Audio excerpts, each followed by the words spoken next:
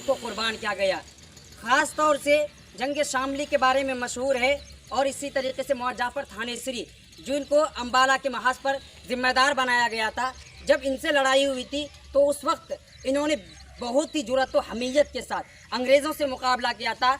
और लिखा है कि थाना भवन के अंदर जब रात में हमला शुरू हुआ, सुबह होते होते मुसलमान के हाथ से ये जो है कस्बा निकल चुका था और वहाँ पर अंग्रेज़ों का मुकम्मल तसल्लुत और कब्ज़ा हो चुका था।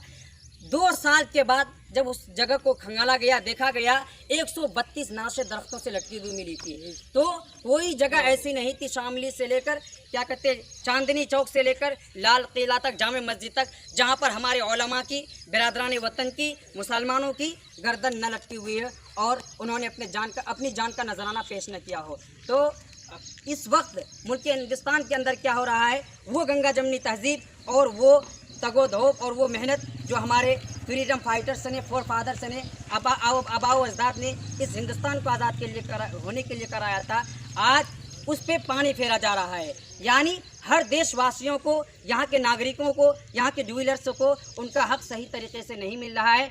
और इस वक्त हुकूमत क्या रवैया अपना रही है और हुकूमत क्या करना चाहती है, क्या कहते हैं, उस गंगा जमनी तहजीब को ख़त्म करना चाहती है। ये जो सोने की चिड़िया कहे जाने वाली हिंदुस्तान है, इस हिंदुस्तान के अंदर नफ़रत की आग लगाना चाहती है। तो हम यहाँ पर यही अपील करना चाहते हैं और यही कहना चाहेंगे कि आप लोग इस नफ़रत की दीवार को ख़त्म करें और मोहब्बत की बीज बोएं और अमन और शांति का जो गहवारा इस हिंदुस्तान को हम लोग बनाएं।